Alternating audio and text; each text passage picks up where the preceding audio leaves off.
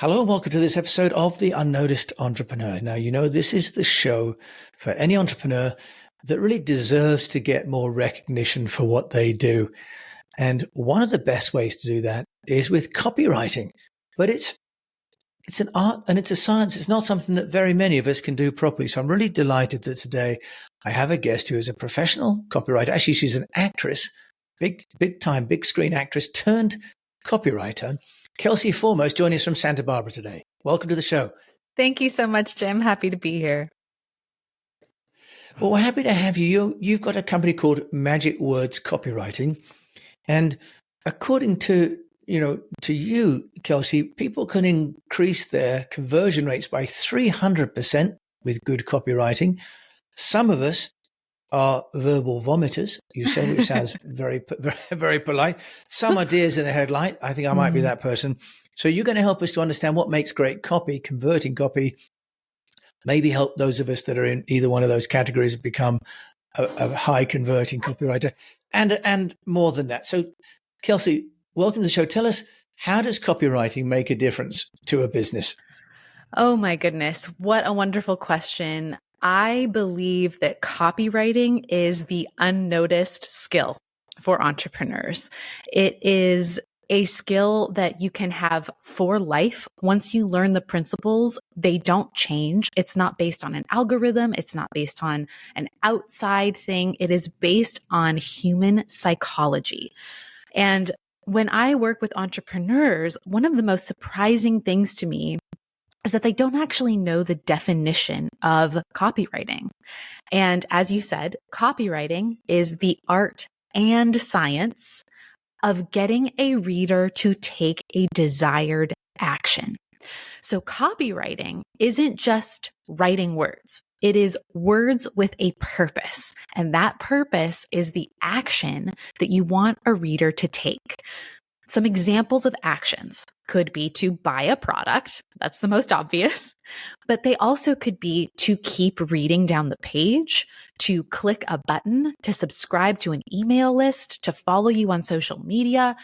Any action that you want a lead to take, you need copywriting that A, convinces them to take that action, but B, shows them exactly how to do it. And that is something that gets missed on so many websites, social media posts, email campaigns.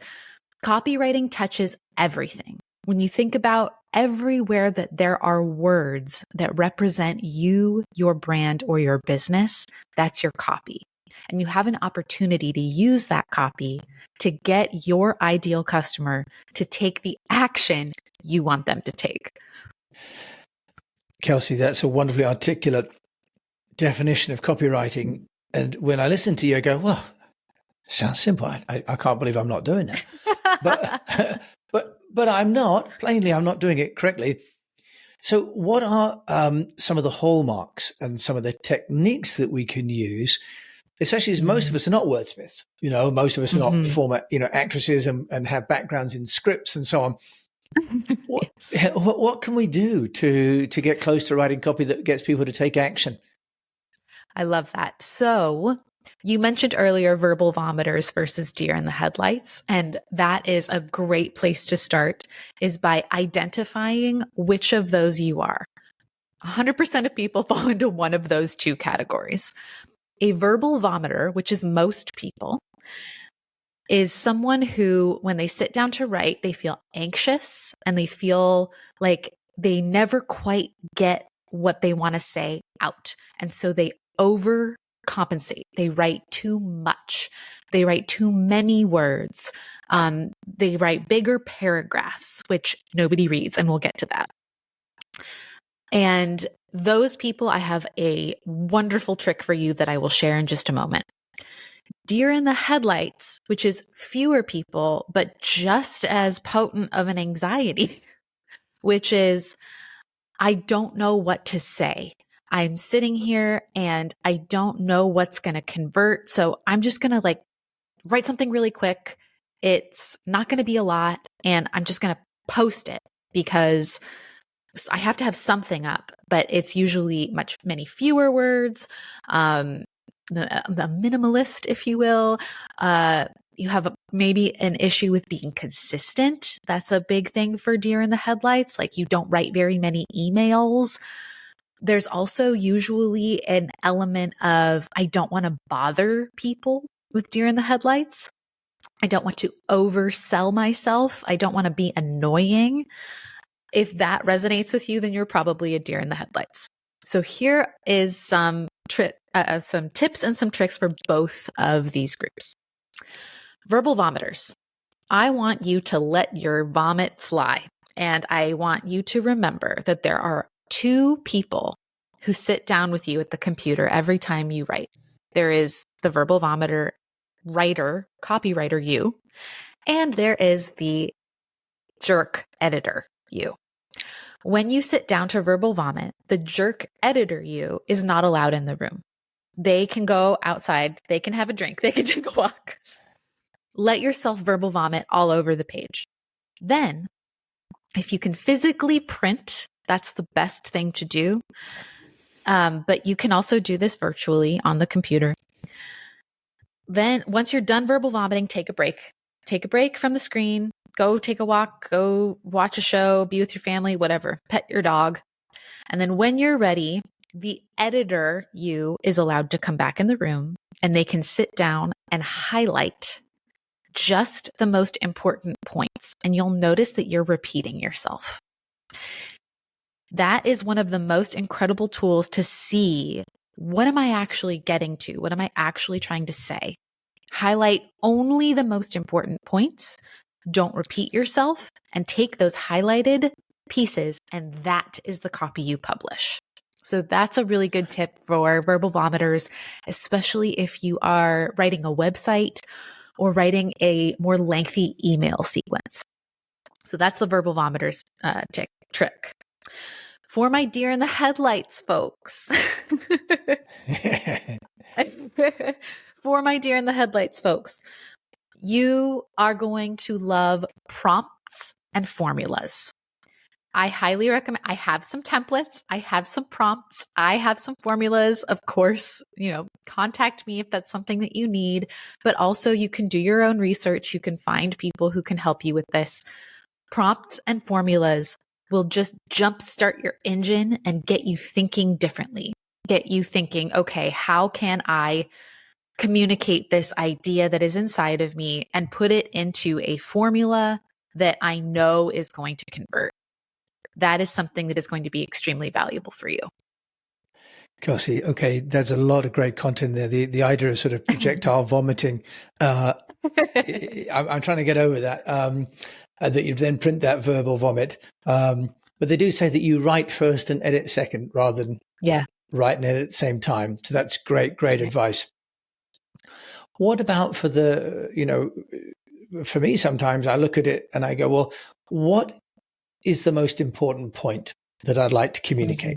Mm-hmm. So I'm working on a course for podcast guests, for example.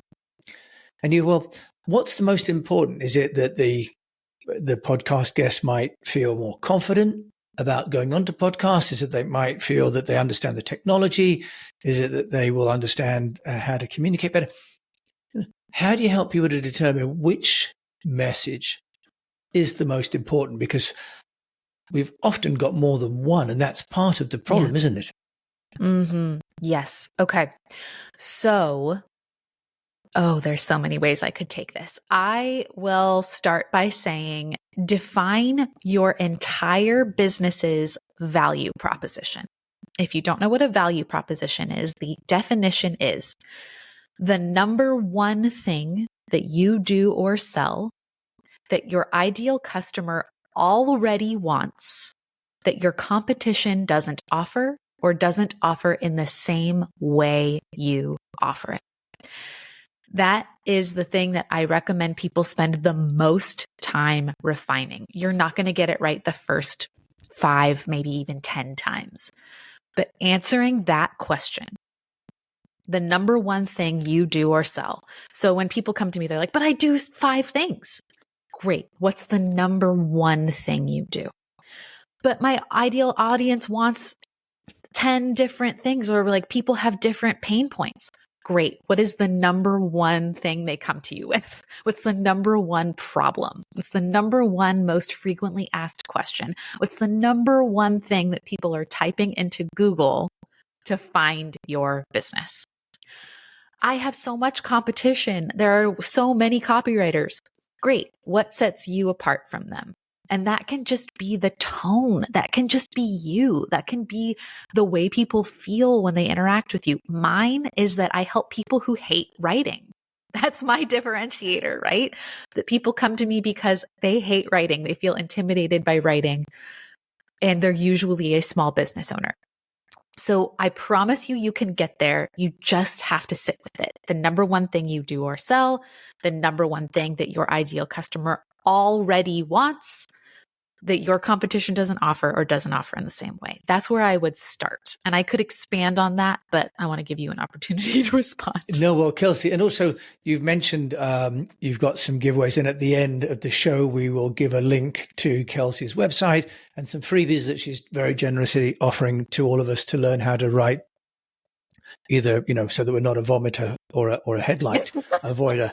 That really stuck with you, Jim. Yeah, I know. I've been fixed on that, even though we really talk about other greater things than that. Kelsey Formost, as Magic Words copywriter over in Santa Barbara. It sounds as though copywriting is, part business strategy, part technique, art, and part psychology. Sure. Entrepreneurs on the whole are almost too busy. They're maybe making sales or about cash flow.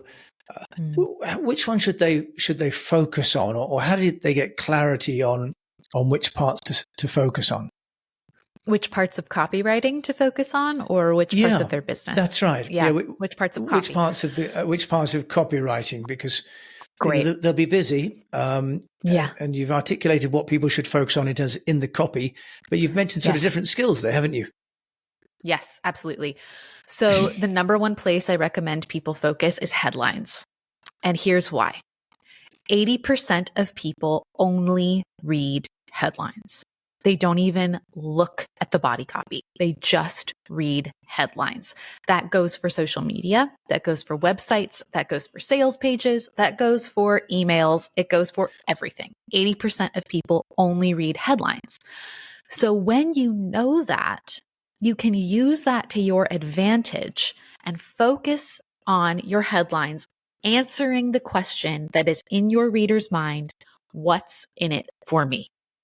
If you can think in that way, that is a way to think like a copywriter that has nothing to do with fancy formulas or scary technology things. This is just you sitting down and thinking, as your ideal customer, what's in it for me? And you answer that question in the headline. You can also call that a hook if you want to.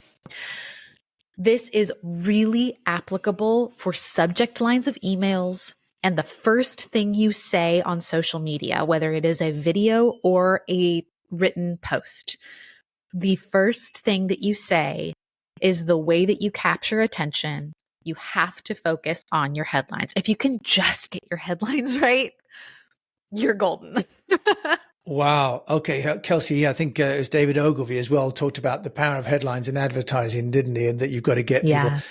Is there a formula or a tool that you recommend for people to structure those headlines? Because saying, focus on the headlines, is, well, then I'll just focus on headlines. But then we'll go away and go, so how do I do that? Guidance, please, Maestro, on how to create headlines. Yes, of course. Okay. So there are many headline formulas. There are so many hundreds of headline formulas that we could be here for hours. I do have a subject line generator that people can find on my website. It's under the templates page on my website, kelseyformost.com/templates. If you just want the formulas, download them.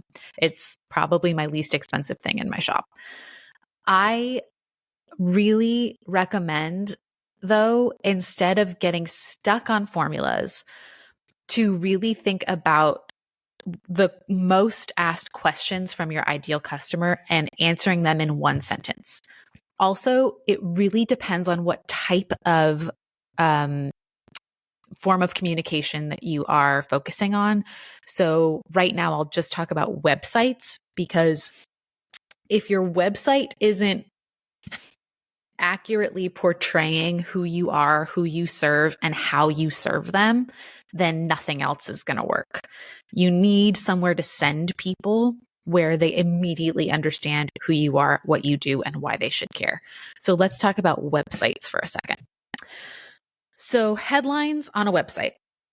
Without getting into the specifics of the formulas, because that's something that anybody can look up, you can think about a funnel of awareness when it comes to your headlines. Here's what I mean by that. If you picture a funnel, right? It's big at the top and it's small at the bottom.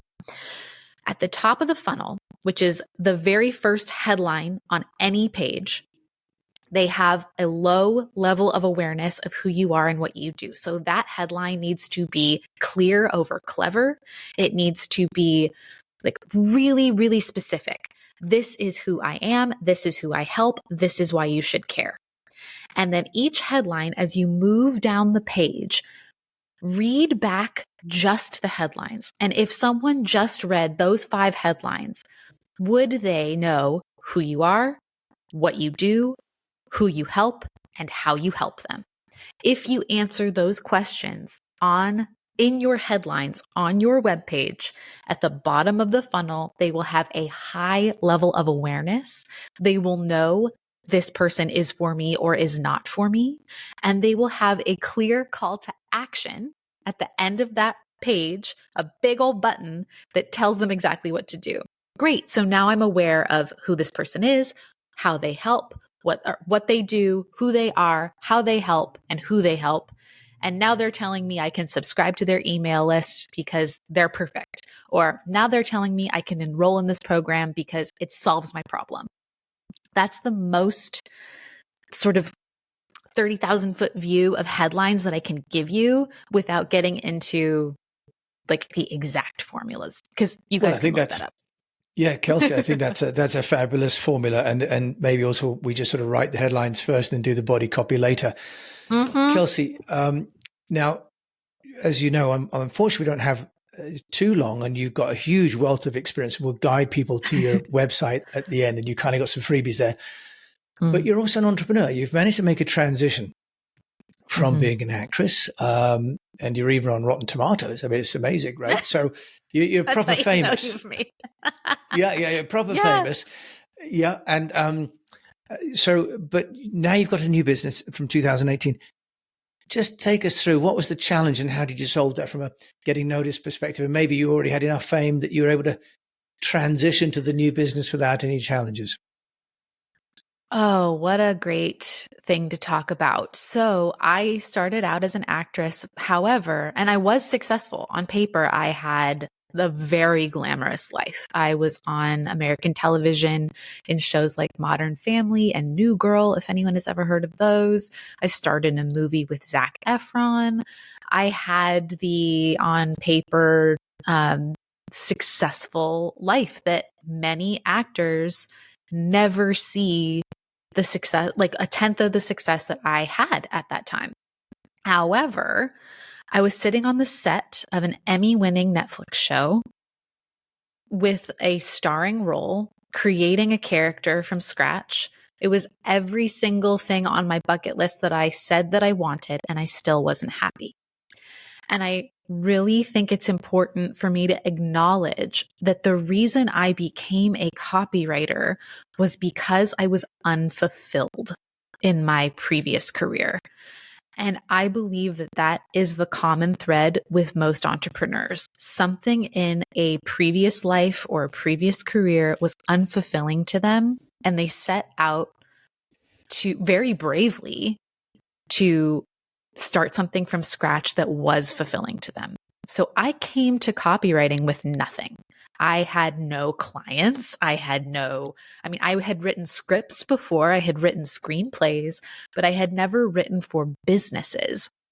And the reason that I got into copywriting in the first place was I actually took about a year deciding what is it that I want to do? What is the direction I want to go?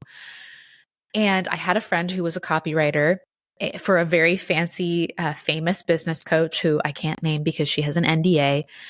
And I was in awe because what she was doing was she was helping mostly women, entrepreneurs, gain financial freedom and start their own businesses and do the thing that I was exactly trying to do, which was create a fulfilling life for myself. So I came to copywriting from that place. And I think it's really important to acknowledge that I started with nothing, from square zero, totally blind, only knowing that the core of what I wanted to feel was fulfilled and helping people. From there, I built a business really quickly of one-on-one freelance copywriting work. And it was mostly small businesses, mostly, as I said, women entrepreneurs. And my calendar was full. I was so burnt out. By the end of the year, I was just like, I can't write any more words. I'm so burnt out. And yet what I'm noticing is these people are hiring me over and over and over again because they feel too intimidated to sit down and write their own copy. They just don't know the basics. But if they learned the basics, they could be doing 80% of this themselves. So I decided I was going to create the course that I wish that I had had as an entrepreneur of what is the most important information I need to know, not to teach me how to become a copywriter, but to teach me how to write copy for my business, and to teach me how to think like a copywriter when I write emails for my business, so that I, the business owner, don't have to spend $10,000 a year on a professional copywriter.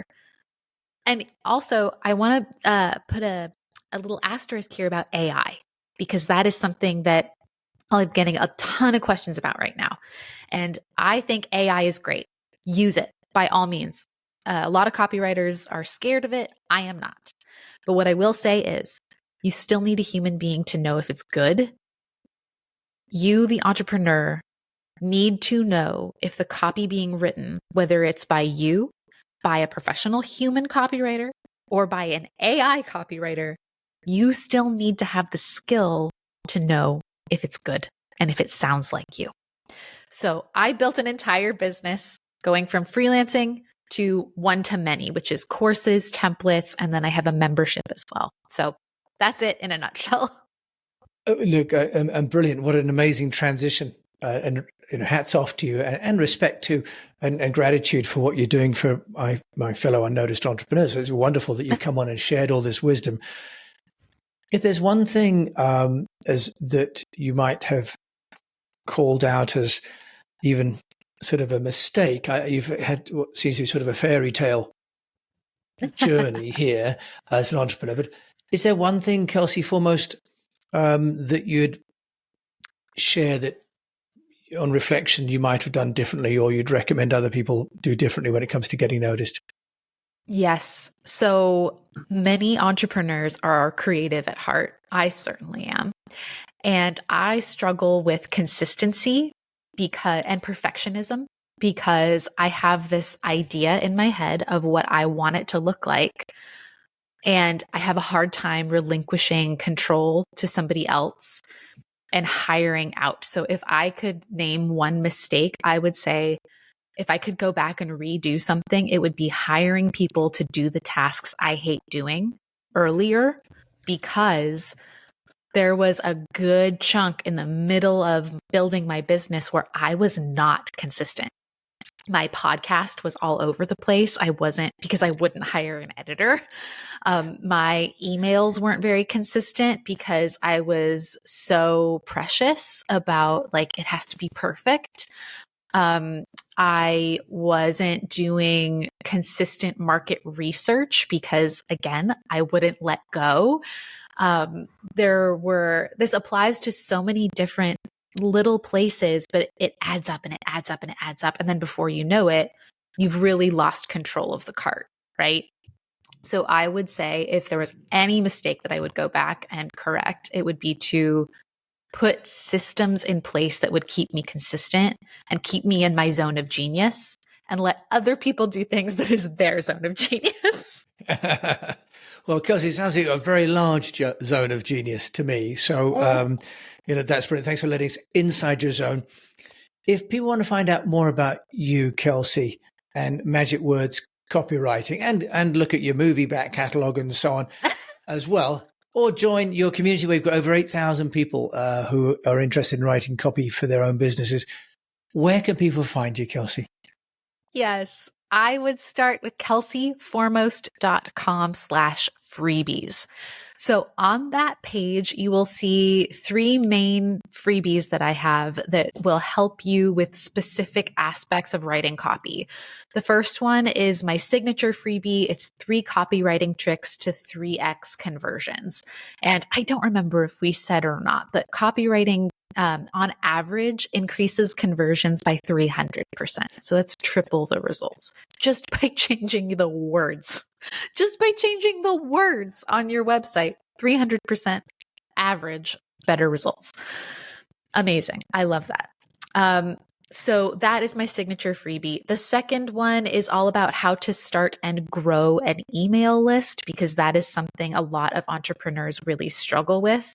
And then the third is how to write a Instagram bio. And honestly, that can translate to many different types of bios. But because the Instagram bio is such an important aspect of business, Instagram is basically your business card now.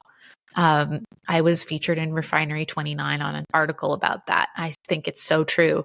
People don't ask for business cards anymore. They ask, what's your Instagram? If your Instagram bio is not buttoned up, you are losing business. Like, it's not just followers, you're losing money, you're losing business. So that is another freebie that I really recommend people download and check out.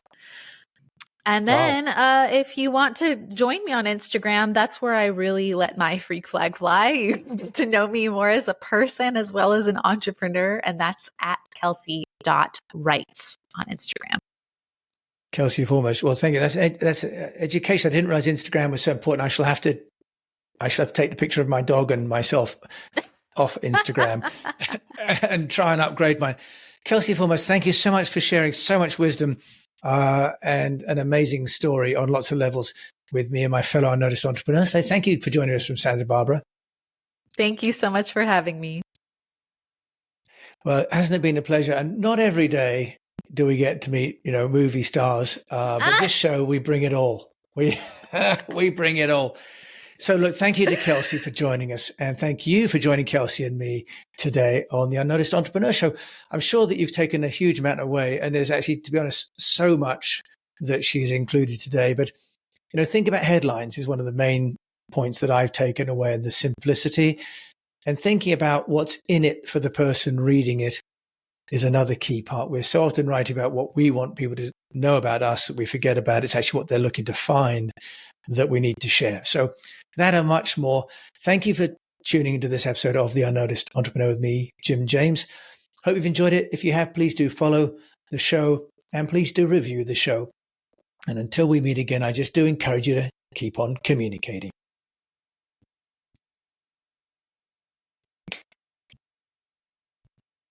Okay.